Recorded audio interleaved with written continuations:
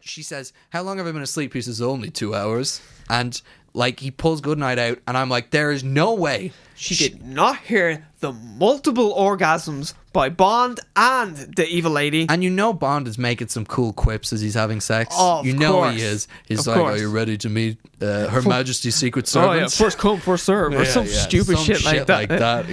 First come, first serve. 100%. He has said that during sex. 100%. No, but This job's got a lot of girth. You're like, okay, you're stretching now. You're stretching now, Bond. You're stretching.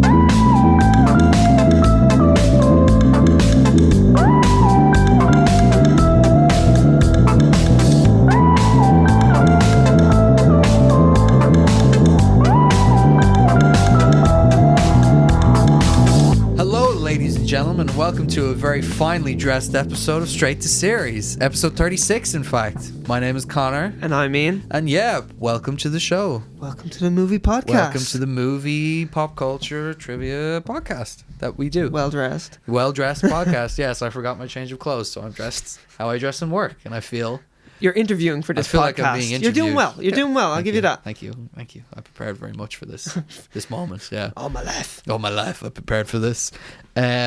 Like Vin Diesel prepares for all his roles, his entire life has led him to who he is today. He's obese. He's not obese. Ripped. He's ripped. Obese. He gets all the women. He's fat ripped.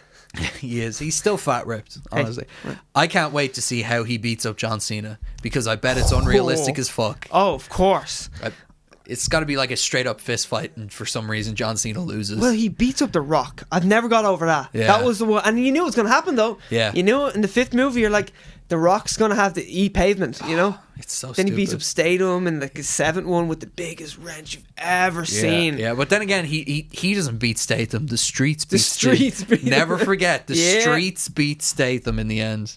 Yeah, and then in the next one, who could they make as a better villain? Make Dom the villain. He's unbeatable. That's the thing. Even when he's the villain. What's he doing it for? He's doing it for family. Family, yes. Do you remember when he loves Letty so much that he shoots the gun in the air? It's like, why don't you just put the gun away? Why don't you just not shoot her? He's like, it's not dramatic enough. Yeah. He does. Oh, I never showed you the John Lovitz video. No. Vin Diesel does the classic acting trick of you talk really soft and really deep, and then when you want to be dramatic, you get loud. He's like, I ain't got a choice. That's how he acts. Like Nicolas Cage. So Nicolas Cage is amazing and terrible at the same time. Yeah. Acting. Undecided, yeah. My favorite thing about Nicolas Cage is the Abed episode from Community. Where yes. He can't figure it out. He's like, but there's Face Off, and then there's Las Vegas. I just don't understand. Or it's not Las Vegas. It's Leaving Las Vegas. Leaving Las Vegas. He's great in that. He is great. Las Vegas is like De Niro being the old lads are still funny. It's Michael Douglas and Morgan Freeman is in there. Yes. Yeah. Alan Arkin, I think, is in there as well. I feel like he's in that movie. I think he is in that. Yeah.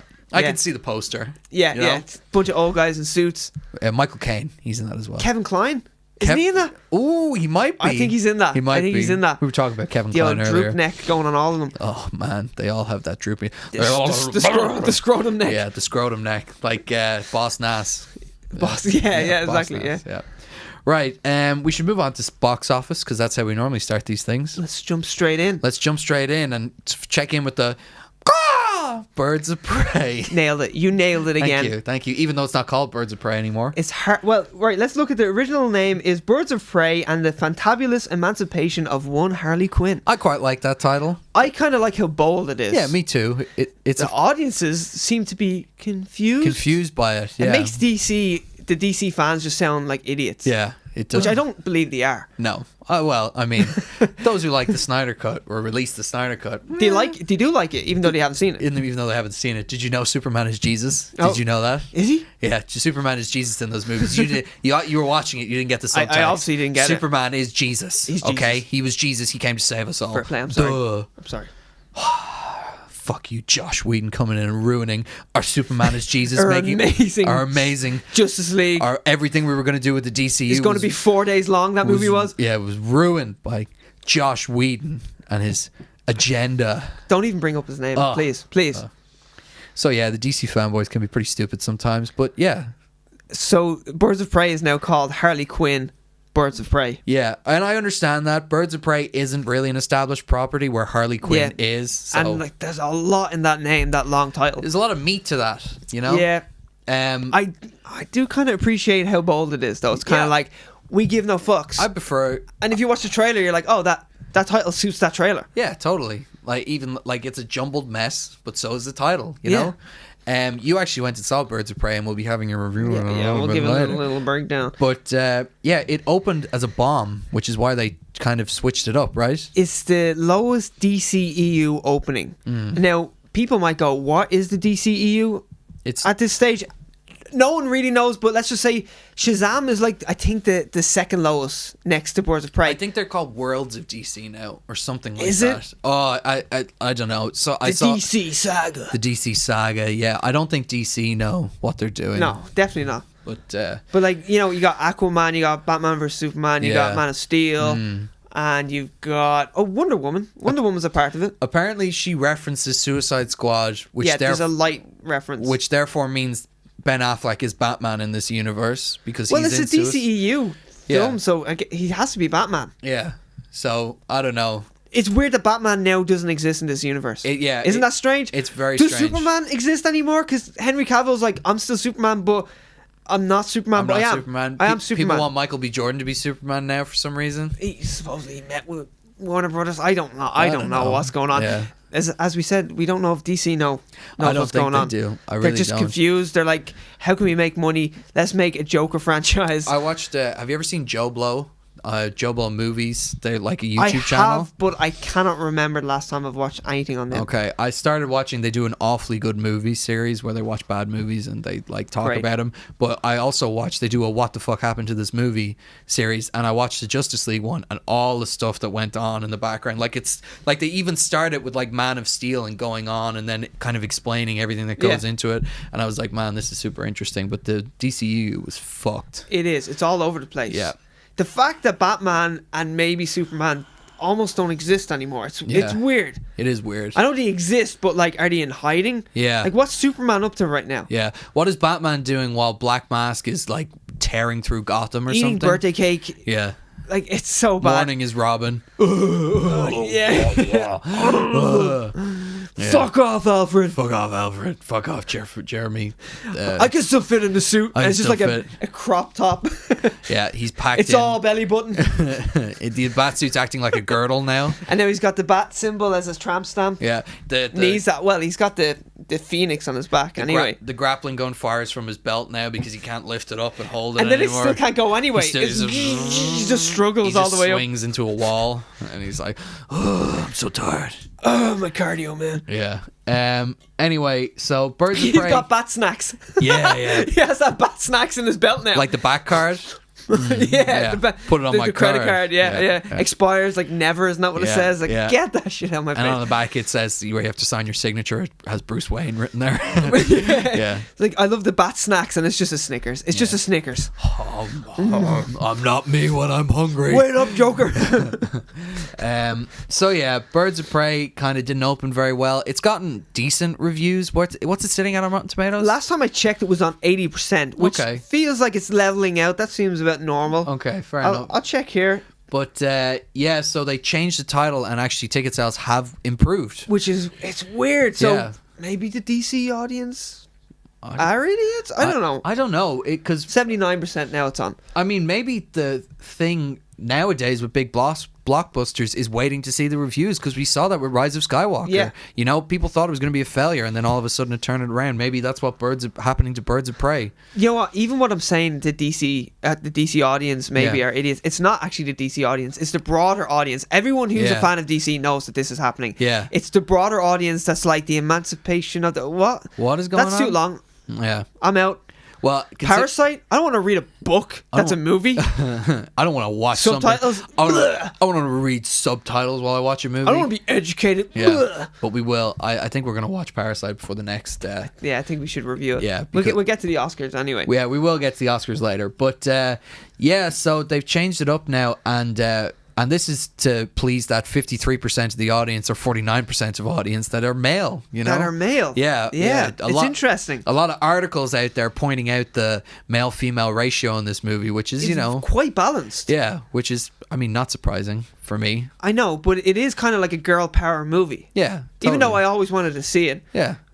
Well, actually, that's a broad statement, but the minute it got like okay reviews, I was like, I'm in. Okay. I just want an excuse to see. That's all you need is the pass. Yeah, I just need that little bit of certified freshness, just a little bit, just a touch of certified freshness. Totally. Even though it's well documented that we were most excited for Ewan McGregor.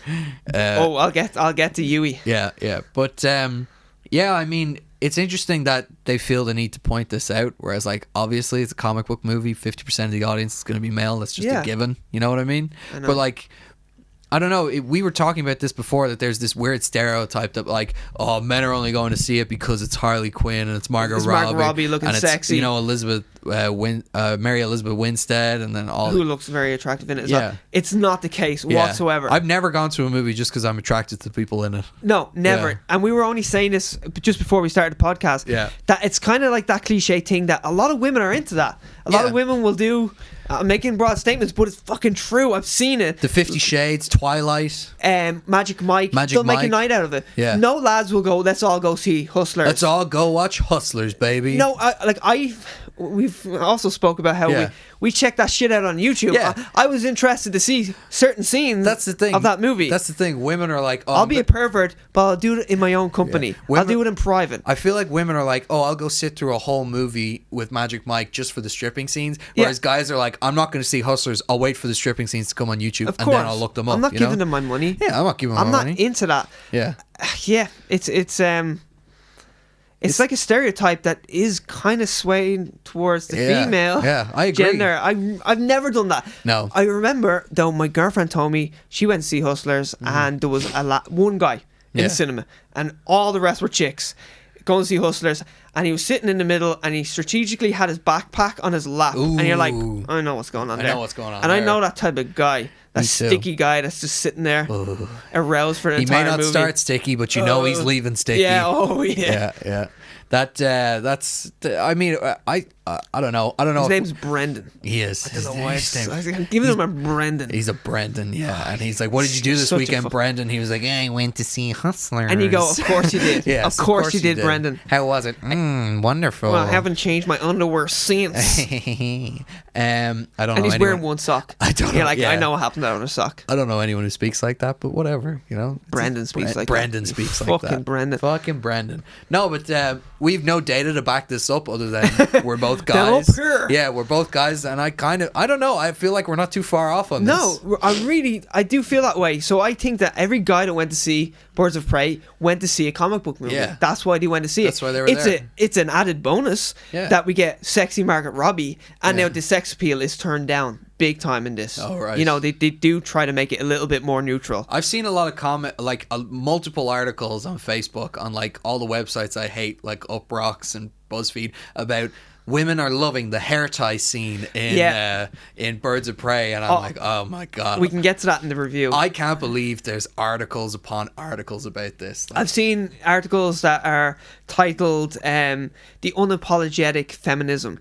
Okay. Of Birds of Prey is like fantastic and shit like this. Okay. It's just unapologetically feminist, and we love it and all like that. We'll get into it. I also saw a YouTube video that said, did whatever the character's name, Mindy, shall we say, make the right decision in All the Boys I've Loved Before too? And I was like, oh my god, fucking kill me. I would never. Who is watching that video being like, did she make the right decision choosing whatever? Let's chat about it. Yeah, did she make the right decision choosing whatever boy who also looked like the other boy she was into? Which one should she have picked? I was like, I don't. That's like us watching, did Sylvester Stallone make the right decision in Expendables 2 when he sent the new lad up on his own? Oh yeah, to get kicked in the chest by Jean-Claude Van Damme. Yeah, and get destroyed. Yeah. Liam Hemsworth, yeah.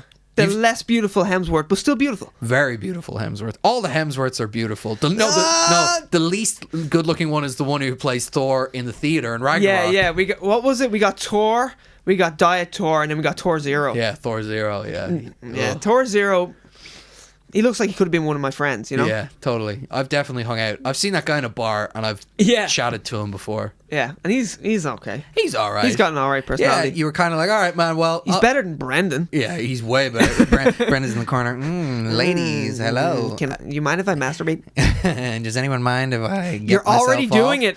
You're like, midway through. Why did you ask? It's You're already mid-stroke. out. Yeah, he's like, I'll just be in the bathroom. And I'll be like, why are you going there? Jacking off. I assumed that. It was a rhetorical question. I got it, Brendan. Go, Brendan, you sticky bastard. Yes. That's his feet. Just sorry, Brendan. Okay. But anyway, let's look at Birds of Prey. It made 85 million so far, which means it's actually made back its production budget because it's 84.5 million, which is quite modest for the movie that it is. Like, it looks good. Yeah. Like, it looks like at least 84.5 million was spent on it. Okay, you know what I mean? at like, least. All the money is up on the screen. Okay, well, that's good. I mean, the costume design and stuff, it's kind of in the Suicide Squad vein. It seems really cool. All the sets look interesting, at least, you know. I watched a clip of an action scene, and it's the one on the Ferris wheel, and they're like sending the guys back, and I was like, this is a cool action scene, but... Also very reminiscent of the comic books and the animated stuff, totally, where you see Joker in that kind of theme park. Yeah, Amusement Mile, which is where it's set of it. But I was like, for an R-rated movie, this is kind of PG. Like, they're just kind of batting them back with the hands. But they was made R-rated after the fact, right? No, though. Oh. Well, yes, that's what the story was. That, but if you watch the movie, the language is way too strong for it to ever have been considered a PG movie. So when I was watching it, actually, I'm glad you brought that up. When I was watching it, I was like, clearly this was always going to be an R-rated movie. Either that, or they did two different takes, where they did a PG take, which I've heard, I think it was the Wolverine that might have done that, where they said they did like an actual R-rated version and a PG version. But I'm glad you brought up the rating, because when I was sitting in the cinema, I was thinking, I'm glad it's R-rated and I benefit from this. But I think this movie is perfect for female teenagers. Like, perfect. If you're a teenager, you're rebellious. If you're a female and you're a teenager, this movie is made for you, and you cannot watch it because it's R-rated. And I think that may have hindered the box office success. That's interesting. And when I was watching it, I was thinking this. I'm so glad this is R-rated, but I could see if this wasn't R-rated, it would really feed into any insecurities that teenagers in general have, but especially female teenagers. Seriously, like, it would be the perfect rebellious movie for it. It really would be. Then again, how many R-rated movies did you go to as a teenager? Not many, because I'm 5'5". So when I was 14, I looked 14, and when I was 15, I looked 14. When I was 18, I looked 14 and a half. Yeah, I'll give you a half. Yeah. Where then, when I was around 19, I looked 20. You know, it was weird. Suddenly went the opposite way. Yeah, I know how that is. I'm not Marty McFly anymore, you know. Oh, damn it! If only we could still be Marty McFly. 30 playing an 18-year-old. Oh, man. I sometimes I just wish I had his life, except for the bit now, not his life. The now. Parkinson's. Yeah, not the Parkinson's bit. I have his life before Marty. The Parkinson's. I can't think of the actor's name now. I'll think of it in a minute. Michael J. Fox. But here, do you get what I mean about the R rating? Might kind of stumped the box office success. I totally see what you mean. But at the same time, me being greedy, I was like, I'm so glad this is R-rated. I'm so glad. It's great to see more R-rated superhero movies where they can do whatever they want. But then at the same time, it's like, ooh, maybe this was R-rated for the wrong reasons. I think it was the wrong one to pick. Wow. That's super interesting. Then again, my friend was saying to me, he was like, oh, well, they could have made Shazam R-rated. And I was like, no! Why would you make... Shazam is the perfect movie to be PG. Yeah. I thought it was the wrong one to go for. With the likes of Batman vs. Superman... R-rated. Kind of looks like they wanted to make an R-rated movie, but couldn't. Yeah. Have Batman, $250 million budget. You come in saying it's going to be R-rated. They go, get the fuck. There's the door, Schneider. Have Superman break Batman's arm or something like that. Hell yeah. Do some or have Superman put Batman on a diet. That's like the worst torture.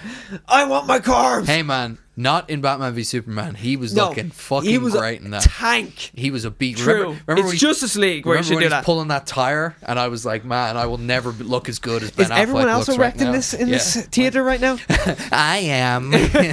Brendan in the corner. I am. Where in Batman in Justice League, you want Kal-El to arrive in the black suit and just put Batman on a diet. And he's like, I want my carbs. I need to eat. You deserve this. Yeah, he's trying to talk to Wonder Woman. You failed this city. And he's like getting food flights on her face, and she's like, "Oh my god, I would be into you, but you keep spitting your food." I know. A burger? No. No. I need the calories to keep up the size. Do you want to hear my secret identity? Does he have a learning disability also? I don't know. That's just Batman has a learning disability. You heard it here first. Anyway, to get back to the box office, sadly, Birds of Prey, it's made back its budget, but Sonic is tracking to beat it this weekend. And I'm intrigued because it's getting okay reviews. Yeah. 61% last time I checked on Rotten Tomatoes. Oh, it was 69 when I checked. Maybe it fell since then. Oh, potentially.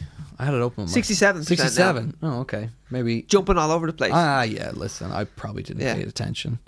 So it is interesting though. Birds of Prey has made back its production budget. Okay. So it hasn't made back its marketing budget. I think it needs to make at least 200 million. Yeah. Like it will still be a box office upset.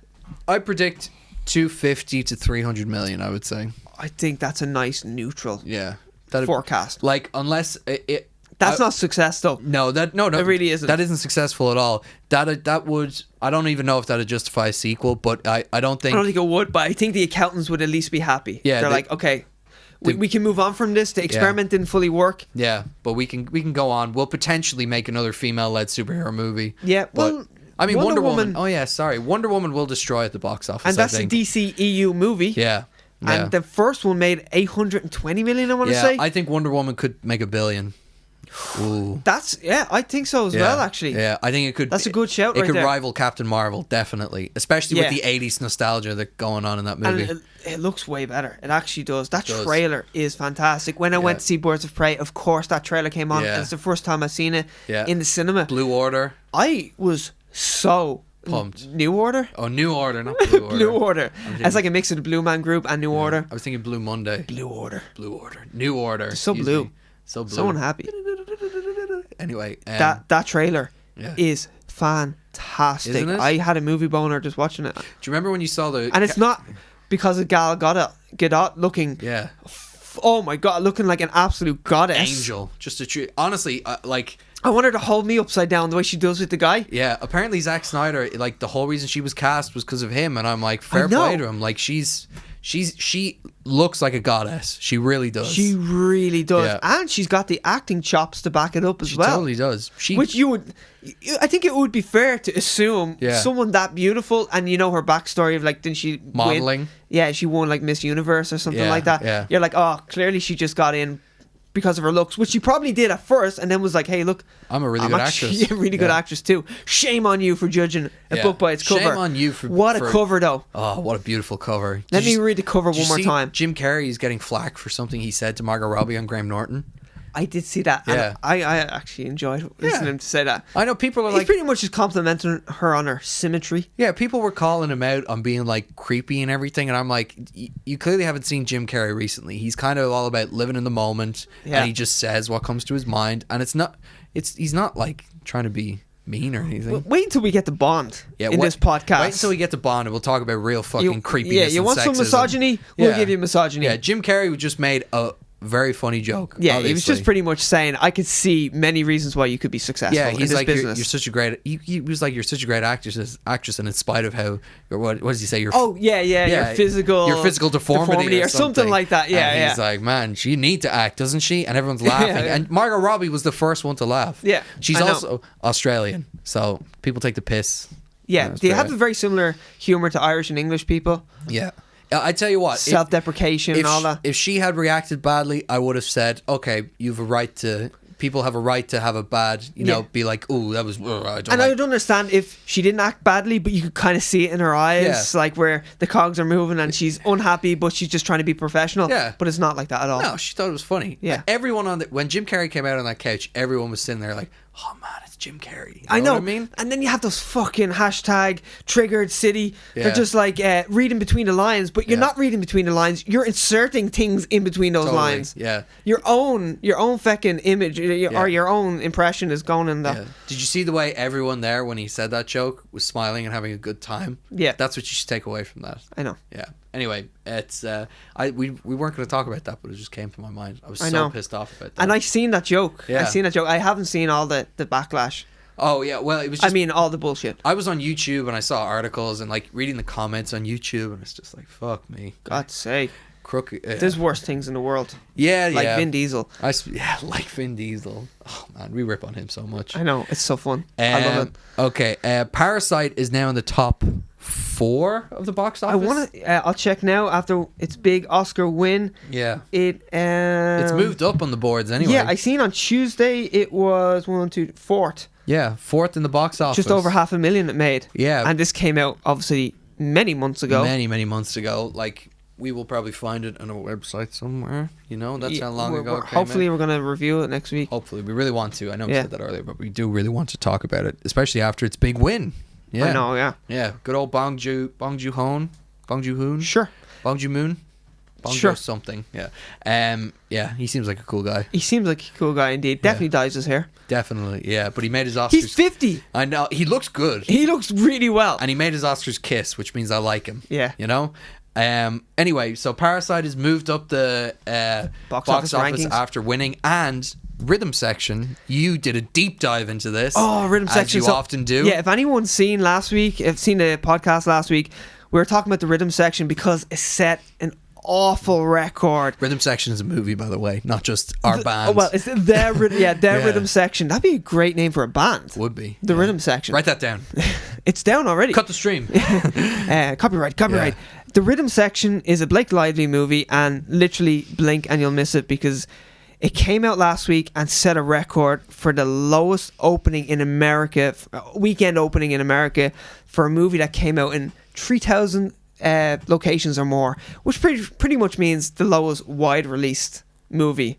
It's a pretty big bomb. That's what that means. It was so harsh. And then I looked into it, and it cost $50 million to make, and it made less than $3 million in its opening, and it's going to struggle to make $10 million in America. So it cost $50 million, and that's without marketing. That's just the production budget. So then I looked into it, and I remember this story so long ago, nearly a year and a half ago. That's the same movie that Blake Lively shattered her hand on. By hitting Jude Law's elbow. Yeah. Elbow of steel. They were doing like a fight scene, and she just cracked his elbow, destroyed her hand, and production had to shut down for 6 months. That's Watson's elbows right there. Hell yeah. Or your man from Miss Marvel, on Captain Marvel. Yeah. That character. Big Bicep McGee. His arms were fucking huge. He was big in that movie. Yeah. He was big. I felt if he tensed, I could do pull-ups on his arm. Oh, totally. He looked like he was going to rip that shirt when they were fighting in that opening thing. I've never seen him look like that. Neither have I. Yeah. I've never seen him look that big. So, well, anyway. Oh, well, he's a handsome man anyway. Of course. It's Jude Law. It's Jude Law. Jesus. Yeah.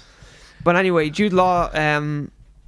his elbow, fuck Jude Law's elbow, shattered Blake Lively's beautiful hand, and she had to get like surgery. She had to go through physical therapy and all like that. They were going to shut it down for 12 months, but it only ended up being 6. I think it was around 6 months, and they pushed back the release date almost a full year. Yeah, that was it. So after all that, she gave up her hand for this movie. Her hand is still kind of mangled. She was saying her knuckles are not in the right place. Jesus. And now she lost her hand and also has like the biggest black mark on her movie CV. Yeah, that's bad. I mean, other than Green Lantern.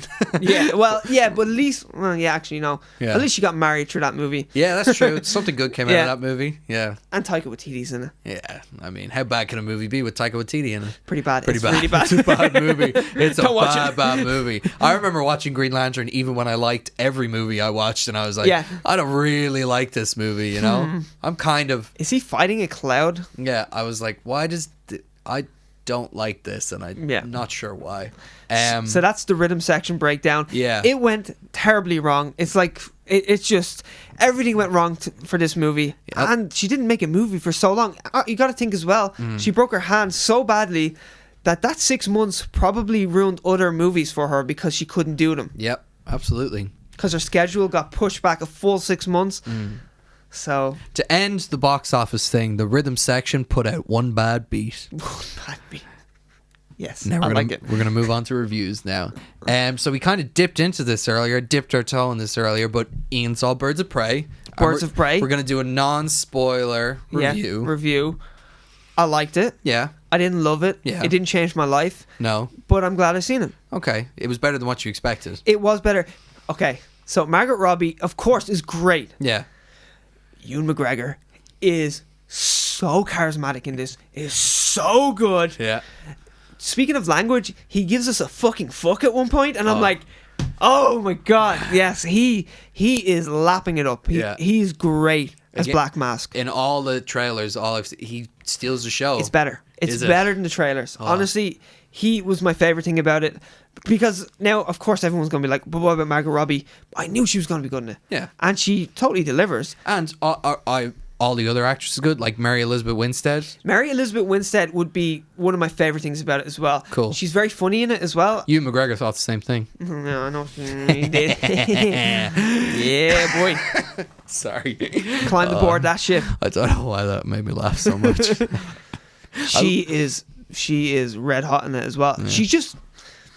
She's very fit looking in it. Yeah. And I think Gemini Man as well, I seen, sadly. And she's one of the best things about it because, you know, some actors just don't suit the whole action hero. Adrian Brody kind of dipped his toe in Predators, and I was still like, I need to see a few more movies with him being an action hero. Even though I like him in that. Even though I like him, I do like him as well. Or I like the movie. Yeah. But I was undecided when I seen him in it. I'm still like, I need to see one or two more action movies with him in it before I'm like, okay, I accept you as an action hero. Yeah. Her and Gemini Man, you're very convinced. You're just like, oh, she can throw down. Yeah. I think as well, she looks very physically fit. Like she put on a little bit of muscle and she worked out a bit differently. And I'm sure they don't go the Batwoman route of her just being able to punch people. Like they show that she's got skills. She's got skills. She got skills to pay the bills. Nice. And yeah, nice. That's what that sounded like.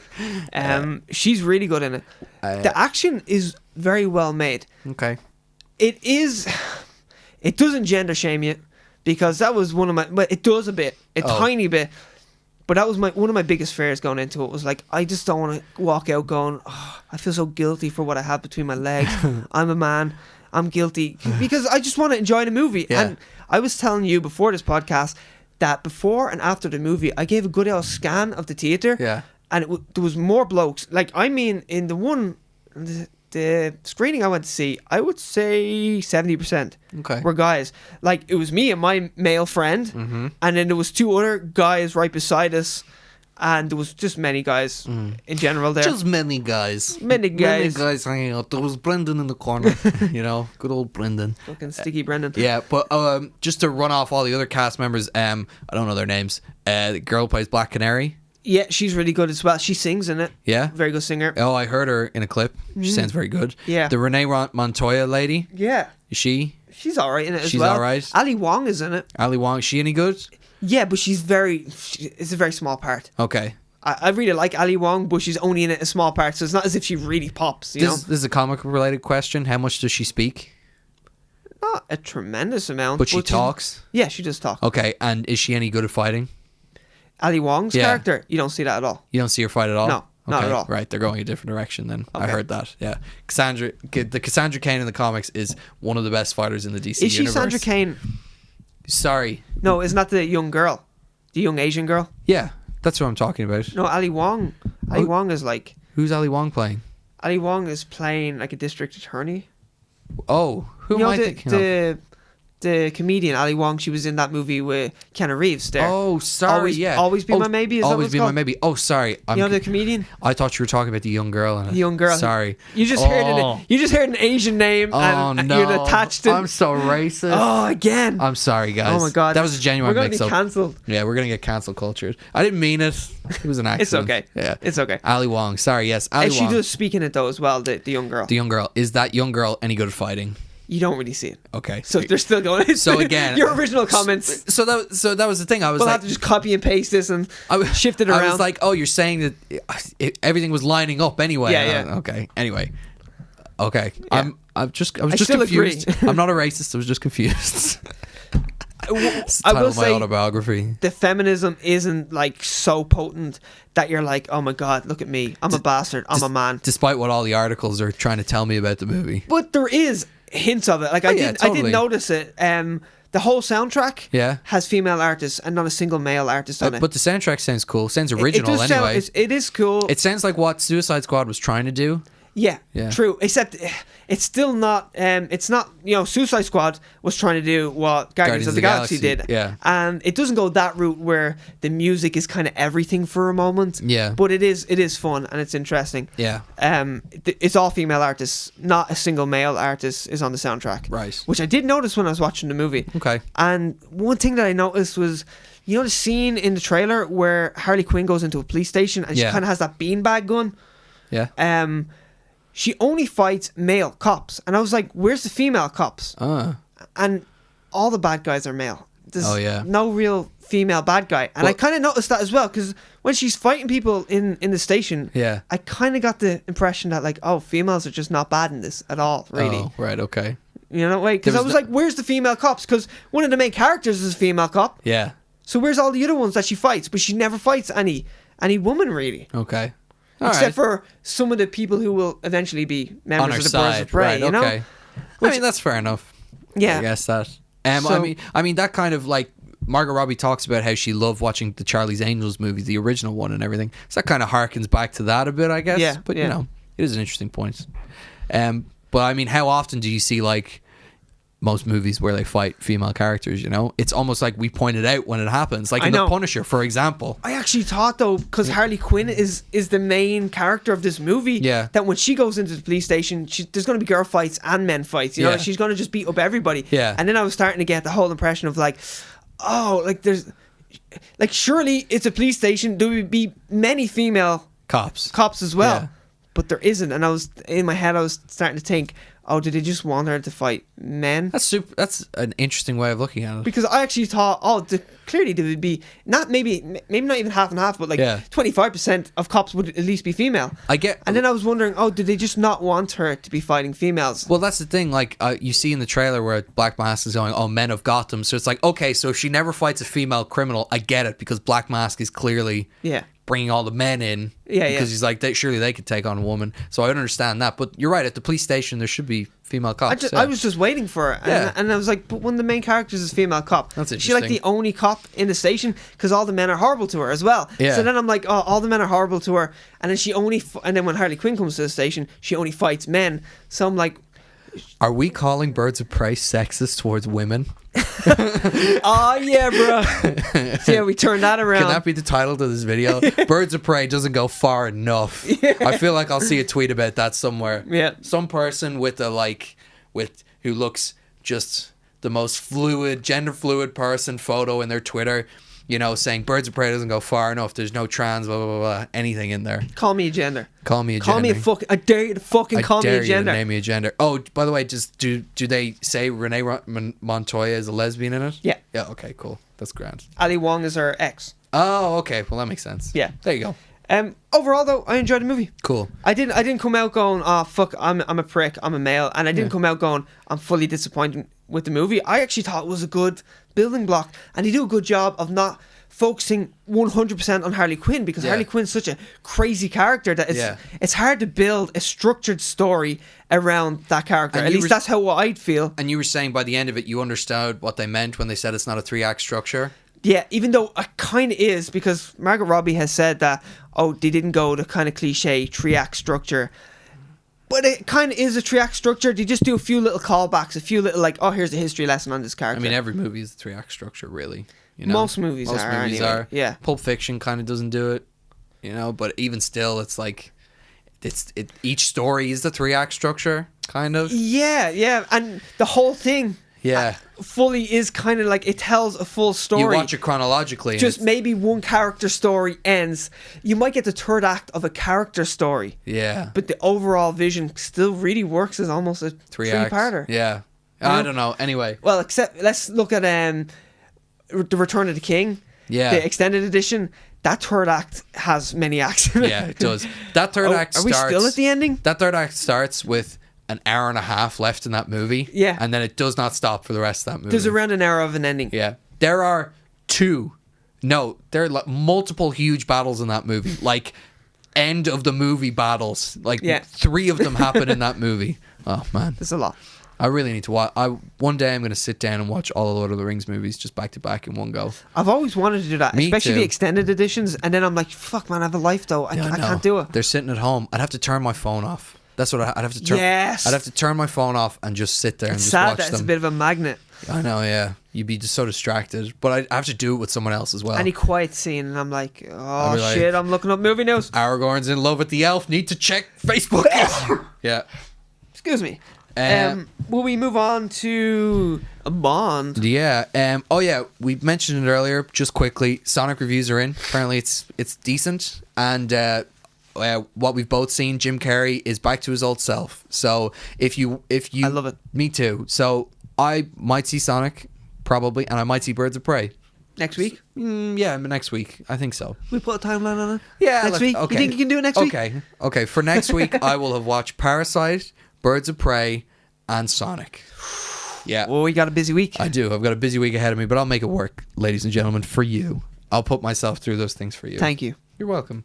So yeah, we are going to quickly do a Bond ranking of the Sean Connery ones, and then this is difficult. And then we're going to review Live and Let Die and The Man with the Golden Gun, because we were like, oh, we should have done this last week, but we forgot. Yeah, I know. The Sean Connery especially. Yeah. The saga. So anyway, now that we've come to an end of Sean Connery's saga, we're just going to review them. Obviously, for the Lazenbys, On Your Majesty's Secret Service is number 1. And it's also last as well on that list. Yeah. It's his best and worst. Best and worst. So what we're going to do is we're going to make a ranking for each of the Bonds, and then at the end we'll do one overall ranking. Yeah, so each actor... We're going to rank their films within their section of the Bond history. Yeah, exactly. And then we'll kind of do one huge ranking at the end. Yeah. Sound good, everyone? You don't have a choice. We're going to do it anyway. Okay. So, number 1 for me, Goldfinger. Ooh. Yeah. Interesting. Number 1 for me is in best. Yeah. It's a toss-up between Goldfinger and Thunderball. Yeah. Even though Thunderball... I have issues with it, but Goldfinger, the way Goldfinger fucking ends, with him going through that vault. No, he goes through the airplane window. The airplane window, yeah. You know what? I could get over him going through the airplane window, except that, of course, that window has to be massive for a start. But he goes through feet first, and that's the element where I'm like, get the fuck out of here. It's like at the end of Nightmare on Elm Street when Freddy Krueger's hand comes through the thing and clearly pulls a blow-up doll through the window. Yeah. Oh, come on, guys. What are you doing? What are you doing? We end such a good movie on that note. Fuck it, I'm going to go Thunderball. Thunderball is your number 1. I don't know, man. Wow. I regret it instantly. Wow. I'm sorry. Well, number 2 with a bullet is Thunderball for me. Is it? Oh, yeah. Okay. Yeah. Number 2 for me is probably Goldfinger. Goldfinger, yeah. It would have to be. Then I would put From Russia with Love. I really like that movie. I would go From Russia with Love as well as number 3. From Russia with Love, number 3. And then Diamonds Are Forever. I would go Dr. No. Really? Myself, yeah. I go Dr. No. I know not a lot happens in Dr. No.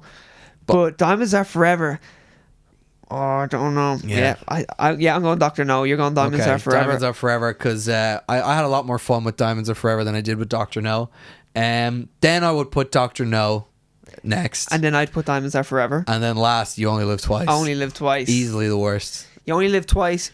The film you only need to watch once. Yeah, you only need to watch it once ever. And even still, I would try not watch it. It's of all those movies, it was 2 attempts for me. Yeah, it was 2 attempts for me too. Yeah, so bad I fell asleep. And this is what's terrible. As I got an hour in, yeah, and then I said, "Oh fuck this! It's getting late. I'm gonna go to bed."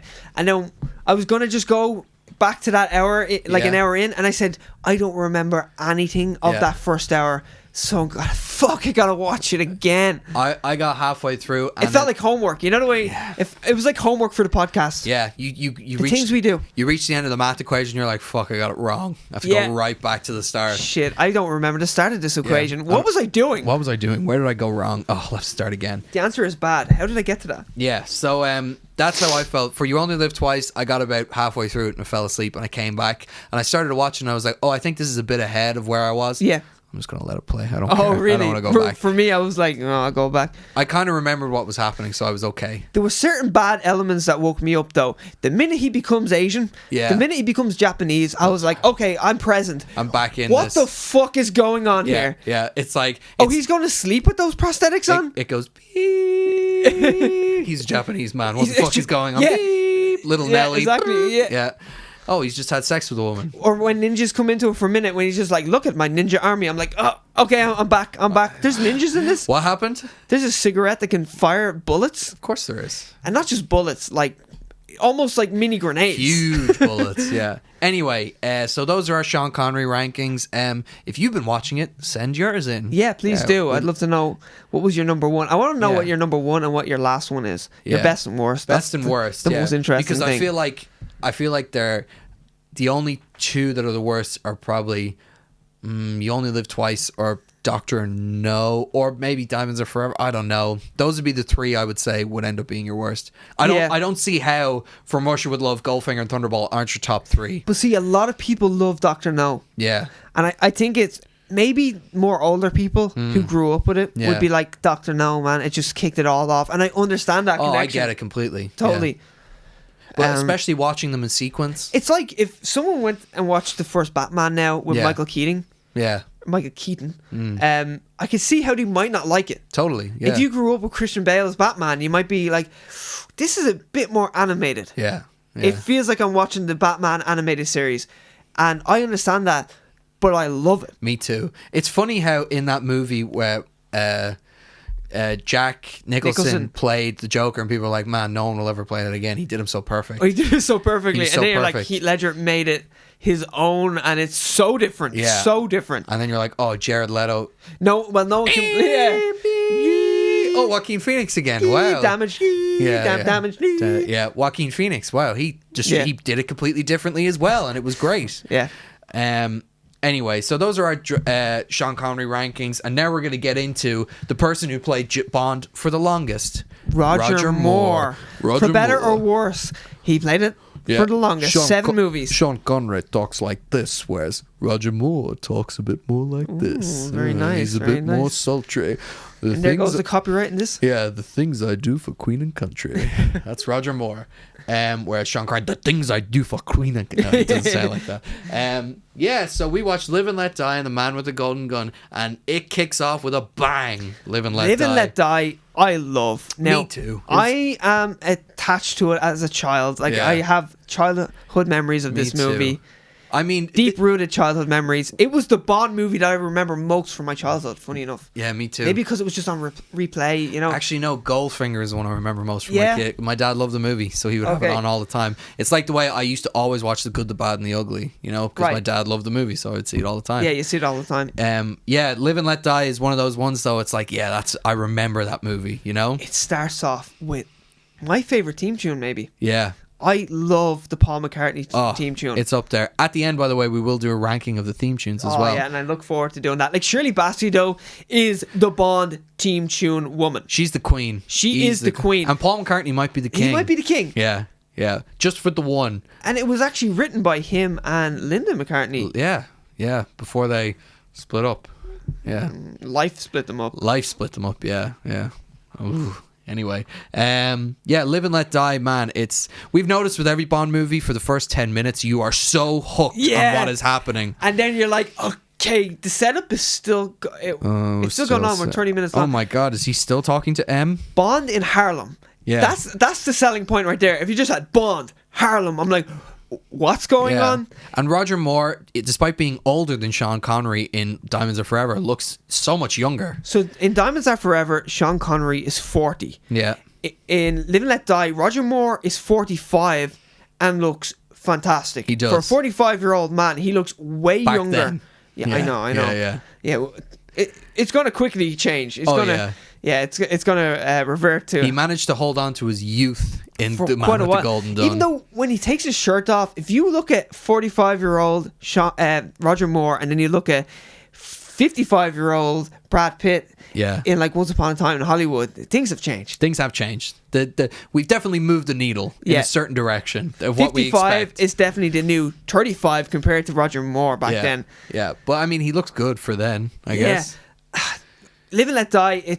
There's some dodgy things that is enjoyable, but as I always say, it's a time capsule. Oh yeah, they do this cool thing where like if you didn't know who the bad guys were, they're all the black guys. The black guys. Yeah, all the black guys are bad guys. Who are the bad guys? Yeah, the black guys. Yeah, no, they make it real easy for you. It's like when he's in Harlem. Yeah. Every black guy is in on it. Yeah, for some reason. There's a guy shining shoes and he's like, Bond's going north. He's going north right now. Yeah. Then there's a guy in a car and he's like, yeah, Bond's heading down East 75 or whatever. And then when he gets to the bar that he's going to, it's even the taxi driver then is revealed. He's on it too. He's also a bad guy. Because he's a black guy, so he has to be bad in it. So he's like, yeah, Bond just left the taxi. Yeah. And when he goes into the bar in Harlem, there pretty much is a record scratch. Yeah. And everyone's like, who's this honky ass coming in here? They actually use the term honky in it. Who's this honky coming in here? Yeah. Oh. And everyone just stops for a second and they're like, what? Who's this? Record scratch? Or who's this? Yeah, yeah. And then the guy, the waiter, is such a prick. He's like, can I get that with no ice? He's like, that costs extra. Yeah, yeah. It's like, oh, okay. I get it. I get it. All right. People don't like you here. When he meets Mr. Big for the first time, he's like, my name is like, names are for tombstones, motherfucker. He's like, get your hunky ass out of here. Jesus. So good. How disappointing of a villain is Mr. Big? He's kind of forgettable, right? When it's revealed that he's wearing a mask, even though the prosthetics are pretty good. Yeah, they're pretty good, but like even still, it's like you're not like he's not a very memorable villain. The Skull and Crossbones guy, 10 times more memorable, and he's not even the main villain. Oh, the voodoo kind of guy? Voodoo guy. Yeah, I don't know his name. Stop laughing. What's wrong with you? Like, the image of him, like, the movie ends, spoilers, on the back of the train, laughing and everything. He's on the front of the train, I think. Front of the train, I think he is, isn't It's ingrained in my mind from my childhood. I remember that too. Yeah. I realize I've watched this movie so many times as a kid, and only when the crocodiles come into it do I remember things. Yeah, me too. I watched the whole movie going, I don't remember this, and I know I've seen this movie many times. The minute the crocodiles come into it, I'm like, oh, I remember everything from here on out. Yeah, I was like, the theme tune I remember, and then beep, it's exact beep. Oh, crocodiles, I know where we are now. I know, I'm in it. I know what's happening. The crocodile hopscotch. Yeah. It's so good. I remember that vividly. If you thought Diamonds Are Forever was goofy, we've really entered the more stage. I thought it took a little bit longer for it to get this goofy, but it's pretty... Like, they're going for the Smokey and the Bandit Texas guy, you know, the sheriff. Oh, that's... I hate him so much, but I'm like, I'll accept it. Yeah. Weren't you so glad when he shows up in The Man with the Golden Gun in that cameo? And weren't you so glad that he shows up once and then again? It's so bad it gives me pink eye. Like, that's how bad it is. I wrote down one or two things... Oh yeah, there's a line when he's traveling in that taxi through Harlem. Yeah. That one guy goes, "You can't miss him. It's like following a cue ball." I wrote that down on my phone because I was like, I love that line. Yeah. Bad guy's name is Mr. Big. I love that. But you know what? This is one of my favorite things about Live and Let Die. Yeah. Is you got that clairvoyant kind of woman, and she's a tarot card reading kind of woman. Fortune teller. There you go. And every time she reads a card, when it's to do with Bond, it just comes up lover, and it's pretty much saying he gonna fuck you. Yeah. And she's like, oh my god, you know. And then later on, I think it's Mr. Big's like, is Bond coming? And she takes a card and is like, lovers, he's gonna fuck you. Yeah. She just cannot escape this destiny that she's gonna have sex with Bond. You're like, going to. It's written in her destiny. Yeah. And I laugh so hard when it just keeps happening. She's like, oh, he's gonna fuck me again. Yeah. And ask me another thing about Bond. Yeah, he's gonna fuck me. Yeah. I feel like these cards are trying to tell me something. The man with the golden shaft's gonna get you. Yeah, I feel like the end of the movie should be that like he reveals all the cards are lovers and Bond just switched out the decks. Which you kind of see, but you're like, how did Bond even organize that? Did he always have that deck? Yeah. Because there is a scene where he has the cards. Yeah. And he goes, pick a card. Yeah. And she takes one out, and it's the lovers. Bond's gonna fuck you card. Yeah. And it's revealed that it's all the lovers card. I'm like, did he have that joke deck? Let's be honest. No matter what cards you pull out, Bond is going to go, oh, that means we have sex now. Did you know exactly. That? Yeah. And Roger Moore, decidedly less creepy than Sean Connery, a bit less abrasive. A bit less. He seems, we may be in a new age, but he seems to be charming the women more as opposed to a little bit more, even though there's a few moments where you're like, what? Did he just do that? There's some close calls in it. He smacks a few ladies around, as always, typical Bond style. He barely waits for them to answer before he smacks them across the face. And then the hand back up again. Oh, you go and get it. Yeah. You go and get it. You better answer you better my questions. tell me what I want to know. At one stage, an actress just looks terrified of Bond. Good night. It transcends. Yeah. But yeah, so I mean, Live and Let Die is easily like the best one. The Man with the Golden Gun, you know, these are the two, as I was saying, they're two of the touted Roger Moore. They're like, these are two of the best ones. And here, Live and Let Die, before we go into The Man with the Golden Gun, the boat chase. We just have to say, that is so good. Like, even now, that's a piece of work. By modern day movie standards, that is still an excellent chase scene. Yeah, so good. Same way that in Diamonds Are Forever, the chase scene in the car park is great. Great. Right up until it isn't. You know what I mean? Yeah, that moment where, he's on two wheels. Yeah. And then they switch over. And they give you no reason. They don't give you any no context clues. Yeah. Nothing. No explanation of how because if you can imagine, the car is on two wheels and it's going through an alleyway, and then the camera goes into the car and it just switches sides. Oh, man. It switches wheels. It bothered me so much. But you don't even see how it happened. It doesn't get explained to you. Who came up with that idea? Because I always want to be that guy who just says no or yes to things. Yeah. And you're like, okay, we're going to do this movie. No to that section. Just that one idea. No. Or do you think they filmed it and went, he goes in on one side and he comes out on the other side. We're going to have to do something in the middle. But why? I don't know. Someone needs to ask questions. There needs to be a question guy on set. We're not reviewing Diamonds Are Forever anymore. We gotta move on. But I still have questions. I'm still unsure about this. This is great. I've been watching The Venture Brothers, and there's this great colonel, and he's voiced by the guy who... Did you watch King of the Hill? I watched bits of it. I know of it. He's voiced by the dad of the dad, Cotton Hill. It's that guy's voice. Okay, yeah. And at one stage, he's walking in. And he's like, "Does anyone have questions?" And someone puts up their hand, and he's like, "Damn it, I'm not finished, son. Put your hand down." And it's like, so that's what I imagine is Diamonds Are Forever. It's like, would anyone like to ask a question? And people put their hands up. He's like, "I'm not finished yet. I'm not finished talking yet."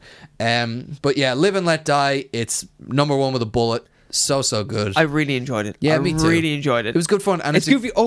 We should talk about the bad guy's demise, though. Oh yeah. Come on, give the viewers a little bit of credit. Yeah. Just a little bit. Yeah, come on. So I know the movie's goofy, but I'm on board. When he runs across the crocodiles, I'm like, this is awesome. When he's on the boat and he's almost driving the boat like a car on land, I'm like, okay, I'll suspend reality a little bit. Yeah. But the bad guy turns into an air balloon. Yeah.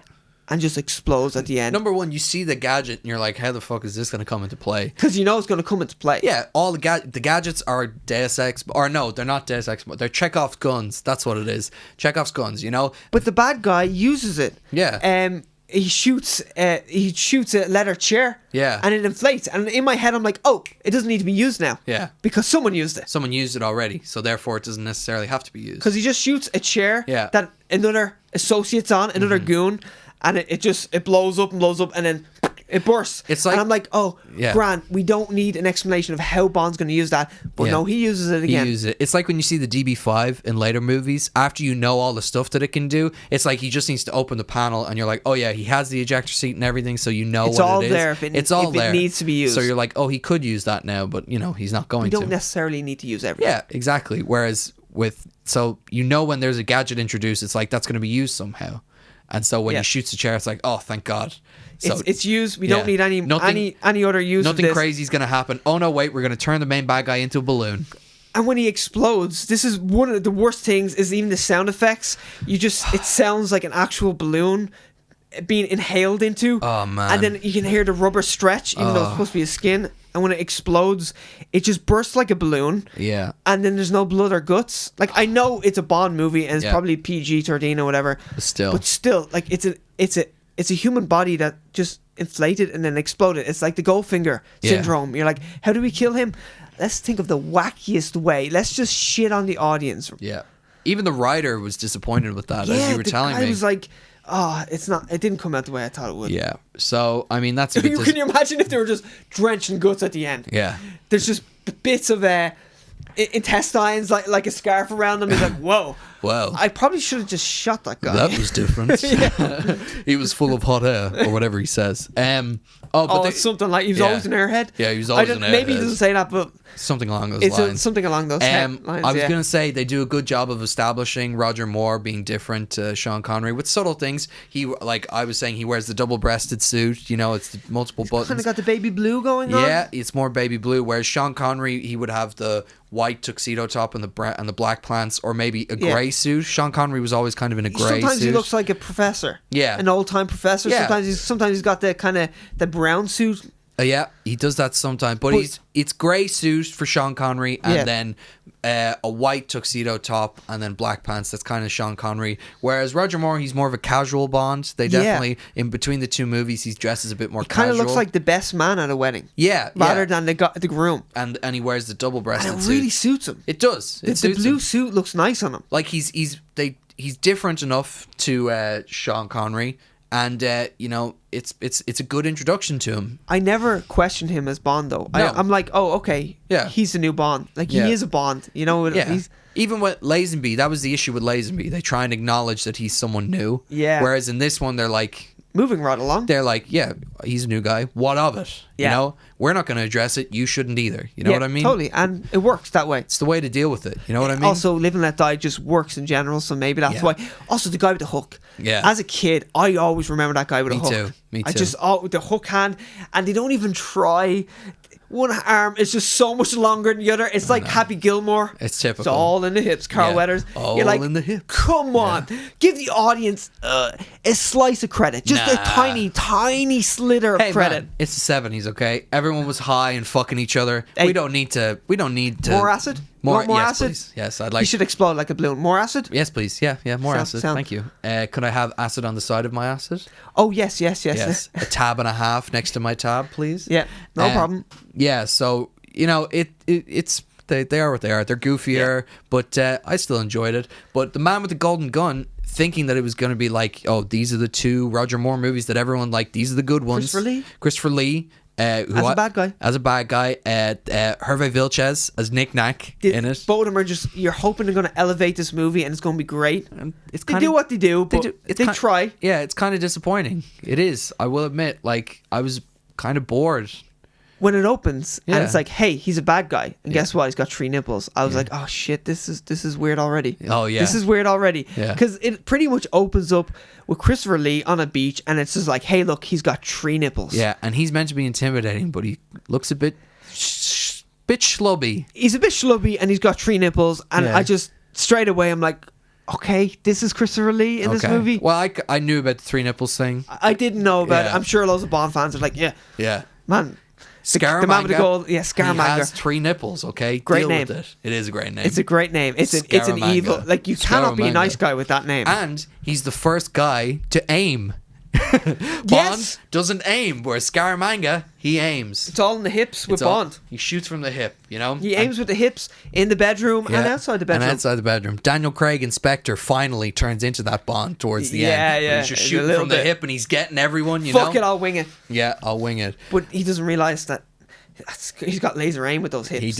Yeah, that's the thing. Bond has laser aim with those hips. No matter where it is. Even when he's using the sniper rifle in The Man with the Golden Gun, and he's like, oh, it's off by 2 inches, you know? Did you even look in the scope? Yeah, it's like, I don't think you even looked. I was like, no, Bond. Bond's just like, 2 inch. Wait, let me put it against my pelvis. Say, can I put it against my pelvis? Because that's where I can really gauge things. That's the sweet spot. I gauge everything with my pelvis. Yeah. Let me just thrust a little bit, and then I can give you an accurate. Wasn't that such a stupid? I remember watching that scene, and I was like, I don't know whether I like this scene or not. When he like turns the gun on the guy, because you're waiting for it. At least that's what I found. I'm like, don't give him a loaded gun. Yeah, I was like, he's about to question you. You just gave a man with a license to kill a loaded gun. A loaded gun. Imagine who wants information. There's only one reason why he's here. Yeah, you know that scene where Javier Bardem in Skyfall gives Bond a gun, and he's like, oh, shoot it off the top of her head, and he's like struggling to do it. Like, you never think Bond's going to turn it on him. Yeah. You know what I mean? Yeah. You never have that. But see, he can't, because there's many men around. Yeah, exactly. So either way, he's just going to die. Whereas this... It's going to be a sacrifice, and Bond, I'm sure he calculates the situation. He's like, if I shoot him, the goon's going to shoot me and her. Yeah. So I'm not even saving her. Yeah. So it makes sense. It makes sense. In this... Even the start of the conversation, you're like, Bond's looking for information. So what do? Let him test out a loaded gun. Yeah. Yeah, it's like, oh, you're showing off how good you are with making guns. Okay, that's pretty cool, but like, you know, he's good. He knows you're a bad guy. Like, he's going to put the gun on you. He's going to put the squeeze on you. He always would. I never liked that. I also, I don't want to call it out, but the belly dancer, kind of a disappointing Bond girl, would you say? Yeah, I'm not fully into this. Yeah. I don't know. I wasn't into it. Okay, I'm going to say something that's definitely not nice, but like, you can do better. Yeah. You can do better, Bond. And you know what? You've done better, and you will do better. You have. No, but that's the thing. I mean, this is a girl I'd date, not Bond. They have belly dancers in From Russia with Love, you know? Oh, yeah. And I was like, she's memorable for... Like the one in this movie, I was like, oh man, I hate saying this, but it took me out of the movie. It did. Hey Bond, you've done better, and you'll do better. I was like, you really are doing this for Queen and Country. Yeah. Oh, I feel terrible about this. I feel shitty. I'm sorry, but it was what was on my mind. Oh yeah, I wrote down one or two things because I'm just afraid that I'm gonna forget shit. Yeah, the team tune doesn't really do it for me, I must say. And you liked it though, didn't you? Lulu is the name. I don't really know her. I kind of like it. I've forgotten all the Lulu songs. I could think of them if the camera wasn't rolling. But anyway, of course, I've forgotten them. But think of them now. Name them quick. No, I can't. Jonah Hill. That's his name. Nice. Yeah, thank you. But I like that. I kind of like it. It's goofy. It's Bond. I remember listening to it a lot as a kid. So like that. I'm into it. Mm-hmm. It goes with Scaramanga. There's stuff I didn't get the first time where he says he comes just before the kill. He has to fuck right before it. And I'm like, do you think he's lining up the sights and he's like, fuck, shit. I can't shoot without it. Man, it's all in his head. He's just like, he gets there through his mind. He's like, I'm about to kill someone. That's a good aim. Yeah, if you can come and aim at the same time, it's a good aim. I thought only Bond could do that. Yeah, no, Bond doesn't come. He shoots from the hip and then he comes later. Well, the ladies come. That's the important thing. Do you think so? I think Bond is like, really? I'm sorry. Behind closed doors. I get the feeling. He's like, race. I gotta win. I don't think Sean Connery made a single one. Oh, well, I don't know. They all seem to love him. They all seem pretty happy. Yeah. There's never an unsatisfied customer. They're not going to write a complaint. You know what I mean? Yeah. They're always like, please give me another shot of that. I feel with the way he acts, he shouldn't be, but it seems to be he is. You know what I mean? Yeah. It's weird. Yeah, because when you watch him and the way he even talks him into bed, you're like, I feel like he's a goer. The minute he gets in there, he just sees red and he goes 90 miles an hour until he... I'm in it for me, but clearly that's not the case. He's taking Queen and Country. Yeah. In the back of his mind. But yeah, I think the fight scenes, especially the hand-to-hand fight scenes, suffer with Roger Moore. Even though maybe they suffer because he's clearly doing some of them. He's very clearly there. Which is cool. I'm glad that he's trying to do it. I love that as well. But every man just seems to either die or go into a state of unconsciousness where they don't wake up forever. And even when he hits... Here's a judo chop to the belly. Yeah. And he's out cold. He's gone. The karate one is good. You got 20 minutes, man. The karate one isn't too bad, but like... The kind of dojo. Yeah, the first fight scene, I'm like, his blows don't feel satisfying. Yeah. Like, again, I'm glad that he did it himself. I'd much prefer that to not being, to like seeing a stuntman or anything like that. I always say, if the actor does the stunts, you can clearly see it's them. You get a lot more leeway in my book. You know? See him on the boat. You see him on the boat. And they clearly make a point of going, look, he's on the boat and he's driving this. And he's driving pretty fast. Yeah. And it doesn't look sped up. No, it doesn't look sped up, which is cool. When that police chief comes in, I'm like, you know what? I hate his presence in Live and Let Die, but I can kind of get over it. Yeah. It's like, he calls everyone boy. Yeah. Oh, we gonna get him, boy. But and he's being such a super racist in this one as well. Pinheads. I think he's calling them. And I'm like, is that a term in the 70s for... I think they're in Hong Kong at the time. I feel like I heard Clint Eastwood say that in Gran Torino. You know what I mean? Yeah. Whenever someone makes a derogatory like Asian thing, I'm like... Clint Eastwood say that in Gran Torino? That was in Gran Torino. I'm 90% sure he called someone that in Gran Torino. Yeah, but he's like... I was like, when he showed up in it, I was kind of like, oh, that's cool. He's because at first, Bond just kind of messes with him for a second. Yeah. Inadvertently. And you're like, okay. I like that. And then when he shows up again... He's the passenger. He's like... For the car chase. He's almost deputized, even though he's already a chief or whatever like that. He's like, hey, I'm Bond's buddy in this one. Come on, boy. We're going to get him, boy. How disappointing are Bond's cars?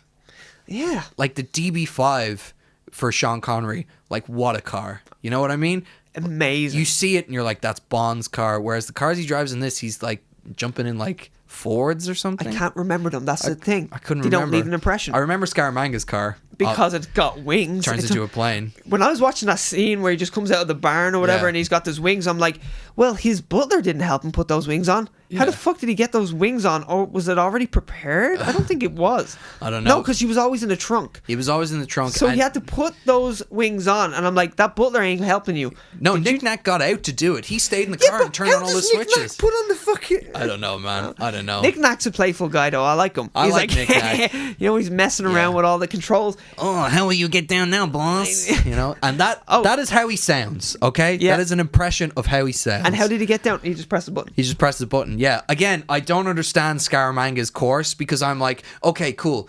Right up until then, I'm like, oh, he is testing himself. He's it makes no spatial sense either. You're like, where are they? Yeah, is this in his house? Does he accidentally walk into this pissed in the middle of the night? I didn't see this humongous room at the back of the house. Yeah.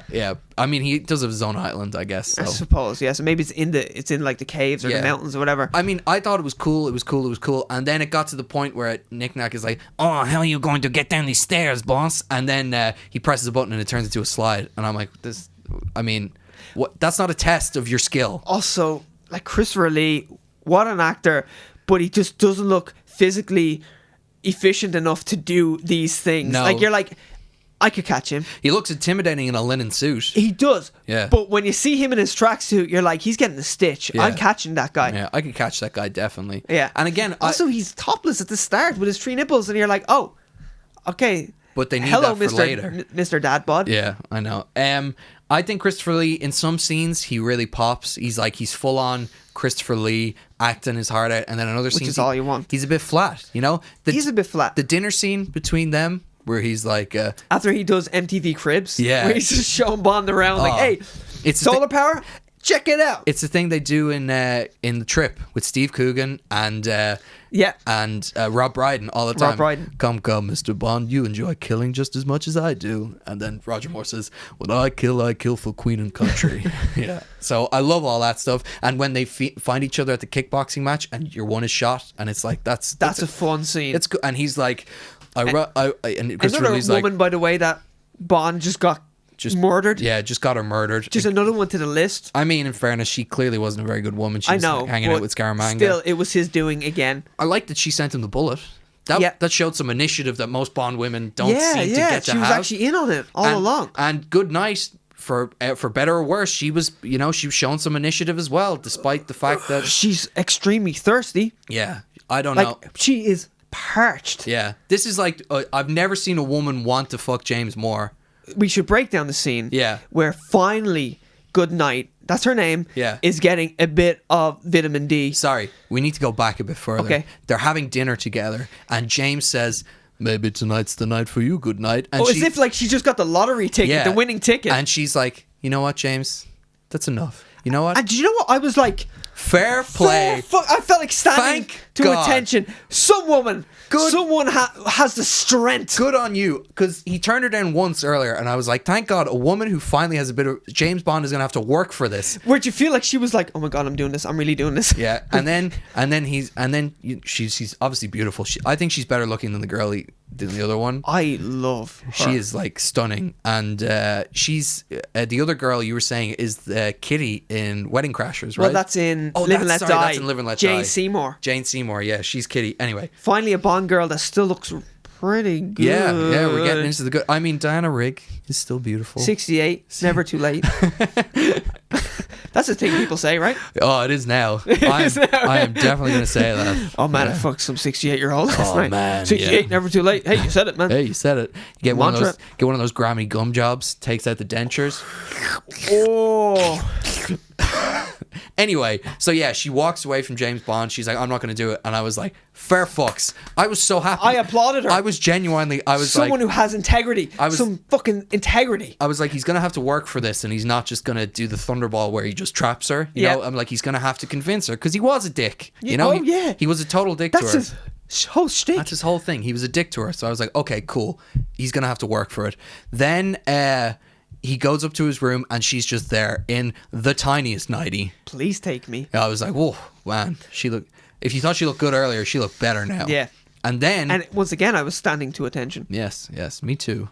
So was Roger Moore. And they were about to, get it on, and then the woman with Scaramanga comes in, and he says, "Good thing I do the 3 pillow trick," and she's hiding under the covers and everything. Oh, and yeah. he's not only flirting with this other woman. I'm thinking, is he about to have sex with this evil woman? Yeah. On top of the agent? Because it looks like that. I wouldn't be surprised. No. And he's flirting with her. He's making out with her, and the woman on the bed, she's like, "Oh, James," and then he shuffles her into the closet and proceeds. Well, this is later on then. Oh yeah, where he's actually going to get what he wants. He's going to get the information that he wants. Yeah. By the way, again, the MacGuffin in this movie is terrible. It's so forgettable. It's a remote control. It looks like a remote control. And by the way, by the end of this, they've solved the energy crisis. Except that never comes into play again. Yeah. It's weird. It's just strange. Just stick to nuclear weapons, because at least then you're like, okay, the weapons are back in safe hands. Them having solved the energy crisis and them not doing anything with it, for the rest of this, MI6 are villains. It's like Bond in Live and Let Die just solved the heroin crisis as well. Yeah, of America. Yeah, It's like, hey, no drugs on my street now. No drugs anymore. I've made everyone's lives better. And it's like, wow. So he just solved all of that. But let's go back. So Goodnight, Sorry. eventually, the deal's about to be sealed. Yeah. Goodnight is getting that sweet, sweet dick. Yeah. And the evil, well, what's her name? I can't even remember. The Bond girl, the other Bond girl, who's associated with the man with the golden gun. Who's sleeping with Scaramanga. She's kind of a bad guy, but a good guy, but a bad guy. She comes into the room. Yeah. Well, she knocks on the door, and he's like, "Good night," ushers her into a closet, and just goes, "All right, I got to do this for the job, honey, baby." And Goodnight finds a position, sits down in it, and you don't get to see it, but Bond... She's now in a little wooden closet. Yeah. And Bond proceeds to 100% have sex with this woman. He bones the shit out of her. He does. He fucks the shit out of her. For 2 hours, I think she says. She says, "How long have I been asleep?" He says, "Only 2 hours." And he pulls Goodnight out, and I'm like, there is no way. She did not hear the multiple orgasms by Bond and the evil lady. And Bond is making some cool quips as he's having sex. Of course. He is. He's like, "Are you ready to meet Her Majesty's Secret Servants?" First come, first serve, or some stupid shit like that. First come, first serve. 100%. He has said that during sex. 100%. No, but this job's got a lot of girth. You're like, okay, you're stretching now. You're stretching now, Bond. You're stretching. But then he wakes up 2 hours later, and she's like, runs off. But here's the thing. I'm like, hobbles off. I'm like, there's no way. No, this is Goodnight. I'm like, there's no way she should have sex with him now. But I know for a fact that she will. You know what I mean? She should be going to A&E with a severe case of blue balls. Yeah, exactly. Or whatever the female version of it is. I don't know. Or she should just... I want to say blue vag, but I don't want to say blue vag. I'm Brendan now. Oh, you're Brendan. You've become the Brendan. How long have we been going for? An hour and 16? Holy shit, this is a long episode. Almost as long as Bond. Almost as long. Anyway, we get so distracted talking about these movies. So yeah, basically she ends up sleeping with him at the end, and they make a joke about her name being Goodnight that goes on for way too long. It's just... I just don't get it. I'm not the biggest fan of that movie. Neither am I. I must say. Even with Christopher Lee. Yeah. And he does elevate it, but there's only so much he can do. Yeah, and... I think there's bad writing. I don't think there's a great overall story to it. Don't mind just the script being a bit... They should have just stuck with Bond versus Scaramanga. This whole other plot about, it's just... It's a layer on top of a layer. I just want to see Bond on the mean streets of Harlem again. I mean, the MI6 hiding in the sunken ship is cool. That's one of the coolest And the things. set design is cool. Set design is very cool. Yeah. Some of the best parts of it. Yeah. And he also gives a sumo wrestler a wedgie. He does, which is after grabbing his ass for a very long time. Bond's sweet skills. Yeah. Wedgie. Back to his hazing days of college. That's the thing about Bond. He'll fight dirty, I guess. He'll do what he's got to do for Queen and Country. Anyway, will we jump ahead? We'll move on. But basically, Live and Let Die #1 and Man with Golden Gun #2. We're going to watch The Spy Who Loved Me, and Ian is finally going to get to watch Moonraker. Oh, I'm dying for it. And what's the one after Moonraker? For Your Eyes Only. So we'll probably watch those 3, because we said we'd watch 3 this week. Yeah, The Spy Who Loved Me, Moonraker, For Your Eyes Only. Perfect. And then we're into the 80s. And then we're into the 80s, baby. And then we'll have Octopussy, and then, after Octopussy, we're on Timothy Dalton. Well, after A View to a Kill.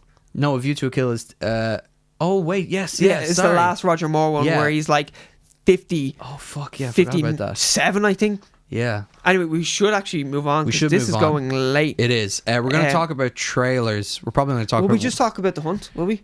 Yeah, let's talk about The Hunt. Which is a trailer as well. Yeah, okay. Is that okay? Yeah. You talk about The Hunt. Because we got other stuff then that we can go for next week. We'll talk about this stuff next week, yeah. Yeah, cool. Yeah, okay. So that went a bit long, but we had a lot of reviews, and James Bond's fun. It's always fun. It's always fun. A deep dive into nostalgia. It's the first more as well, so there's a lot of excitement around it. Yeah. Anyway, we're going to talk about The Hunt, and this kind of like our big bit of news that we wanted to discuss this week. It's a trailer, and it's a very interesting story. You know the story better, so I'll let you take the lead on this. All I know about this movie is that it stars Glenn Howerton, and therefore I will see it. Yeah, I know. That seals the deal. Seals the deal for me, baby. I love me some Always Sunny alumni. I know, yes, please. And he actually looks like Dennis turned up. Yeah, he does. He's got the jet black hair. He's one of the... Well, I'll describe the movie. Yeah. And then it'll make sense. Yeah. He's one of the elite. He is. So The Hunt, if anyone remembers this, The Hunt almost came out last year. Yeah. September of last year, funny enough. And the movie is about... It's a Blumhouse movie. And it looks like a Purge spin-off almost. Written by David Lindelof. Yeah, who's coming off the Watchmen fame. Yes. Very successful run for him. Mm-hmm. He's also done I know he's part of Lost as Leftovers, well. The Leftovers. That was his big one. The Leftovers, Prometheus. Mm-hmm. He's a pretty big name when it comes to screenplays. Totally. And him and Blumhouse made this movie, and it's about how would you put it? It's like this elite. It's like rich people, and they pretty much trick some poor people into coming to this remote manor where they decide to hunt them. But it seems like they don't just trick poor people. In the trailer, it implies they trick people who are against their own agenda. I guess, yeah, because there's a little bit of social commentary, and it's slightly political. Yeah. Almost political. It's about as political as The Purge would be. Yeah, because when you hear about the whole setup of The Purge, you're like, oh, that could have some substance, and then you watch it and you go, oh, no, it has like the tiniest ounce of substance. They think they have substance, but really they're only scraping the top. Even though it's a cool concept. Oh yeah. So yeah, this is pretty much rich people hunting poor people. Yeah. And the first trailer, there was a lot of violence in the trailer, and it just so happened that when they ramped up their marketing campaign, a huge amount of gun shootings happened all across America. They were almost like back to back, and Universal and Blumhouse just decided to go a little bit quiet. Let's just ease off the marketing engine there for a minute or two, and then Trump got involved because he has to be involved. Yeah, and he tweeted out something to do with this movie, and this is weird. Like when Trump takes notice. So this is what Trump tweeted about The Hunt. I can't wait. This is great. Liberal Hollywood is racist at the highest level and with great anger and hate. Oh. Exclamation mark. Hate. Hate. They like to call themselves elite, but they are not elite. In fact, oh yeah, this is great. In fact, it is often the people that they so strongly oppose that are actually the elite. He just called himself the elite, by the way. I know. That's how he just did that. Yeah. I love that. I just love that. Yeah. The movie coming out is made in order to inflame and cause chaos. He definitely didn't even write this, to be honest with you. It seems a bit more coherent than his normal coherent. ones. It makes too much sense. They create their own violence and then try to blame others. They're the true racists. I didn't even know it was about race, to be honest with you. And are very bad for our country. That sounds like him. The next day, Universal cancelled the release. Yeah. Now, they never said it's because of this tweet, but of course, it was. The political climate at the time, it would have been too hot to release this movie. And fair play to Universal for pulling it. Here's the thing, though. The movie cost $15 million to make. It was a Blumhouse movie. What the fuck is Trump doing tweeting about this movie? Oh, man. It's just a movie. He's deflecting. And funny enough, there was loads of think pieces wrote up, there were loads of different articles, and loads of them were kind of like, hey, let us decide. Yeah. I just want to watch the movie. Let us decide if it's for me or not. Which makes sense. You know? So either way, Universal cancelled it. Art is art, as art they'd like art. to say. Yeah. Even if it is in poor taste. Yeah, hey, I'm sure. It's a Blumhouse movie. It's 50-50, going to be good, exactly, going to be bad. Exactly. I guarantee you, if you hadn't tweeted about that movie, would have made maybe 50 million, 50, 75 million. It's 15 million budget. Blumhouse just has it down. They have the formula down of small budget, successful movies. It's not even that. It's horror movies. It's horror movies. Horror movies are bankable no matter what. You will almost always, almost 100% of the time on a horror movie, you will make back your budget. Yeah, Happy Death Day cost $5 million to make. Yeah. And it made, what, 170 million? I think the first one did. The second one didn't make as much, but Jesus Christ, like, what a profit right there. So this movie now has just re-engaged their marketing campaign, and it is excellent. I commend Universal and Blumhouse because all they've done is lean into every bit of controversy. Totally. So now the whole campaign is like, yo, you make up your mind. Yeah. The most controversial movie that no one has ever even seen. You said they had to figure out a way of acknowledging their old campaign while bringing up a new one, and they've merged them perfectly. They've leaned in. Even in the new trailer, they're like, who would have come up with such a crazy idea? And they're like, white people. And it's like, it's super, it leans in to everything that was said on the poster. Oh, talk about the poster. I'm going to put the poster up for anyone who's watching this on YouTube. It literally says the most talked about movie of the year is one that no one's actually seen. The Hunt, Decide for Yourself. And what I love this is the best part. It has September 27th crossed out and March 13th. And the whole poster is littered with different quotes from all these different articles that came out. Like the top one is, a disturbance to our country. I just love that quote. Shows Hollywood for what it really is, demented and evil. Political uproar. It's not appropriate. I feel like a robot wrote that. Not appropriate. Not appropriate. A nanny bot or something.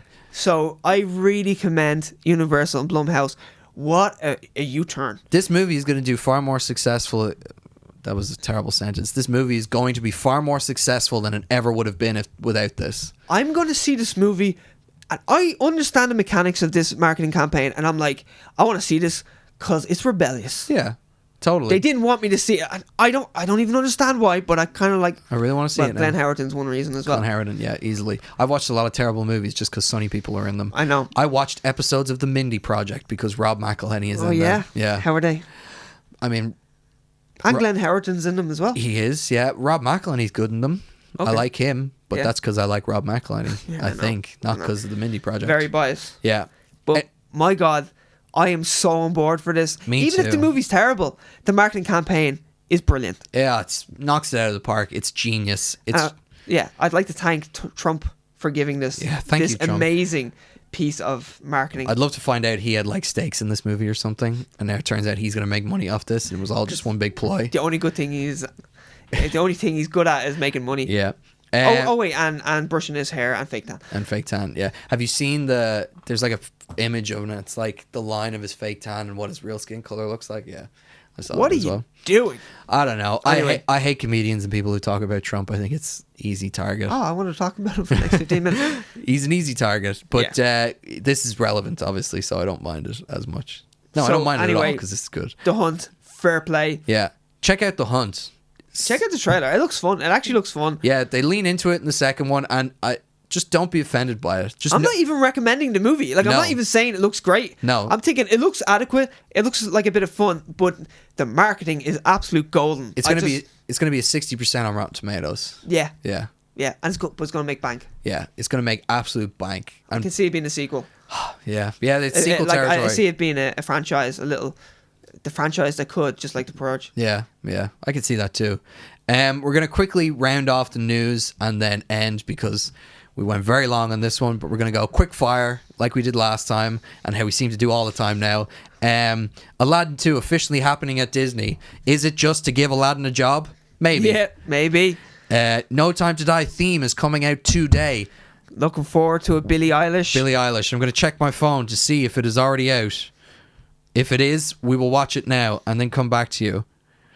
Oh man, imagine it was out. If it was.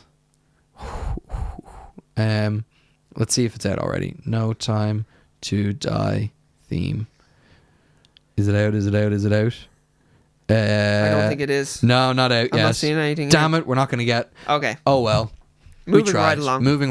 We'll talk about it next week. We'll talk about it next week. We'll probably tweet out how we feel about it. Yeah. Ben Schwartz, the guy who does the voice of Sonic the Hedgehog, wrote an adult Goonies script for Seth Rogen that apparently they were looking at. Did not know that. I would be interested in seeing that. I would be interested in seeing it too. I love the Goonies. The Goonies is great. Hey, you guys. Hey, you guys. So, I used to be in a band years and years ago, and supposedly every time I arrived at rehearsals, I go, hey guys, and when I wasn't there, they made fun of me behind my back. And one day, one of the guys, the bass player, Shane, he was good at impressions. Yeah. And the lead singer goes, "Oh, do your hey guys, Ian." And he goes, "Hey you guys." And he's like, "No, not the hey you guys." Oh, and I was like, "Is that how I really sound?" Aww. And that was when Ian grew up. He first encountered with bullying. Friends? Friends? No friends. Oh. Anyway, moving right along. From that tragic story.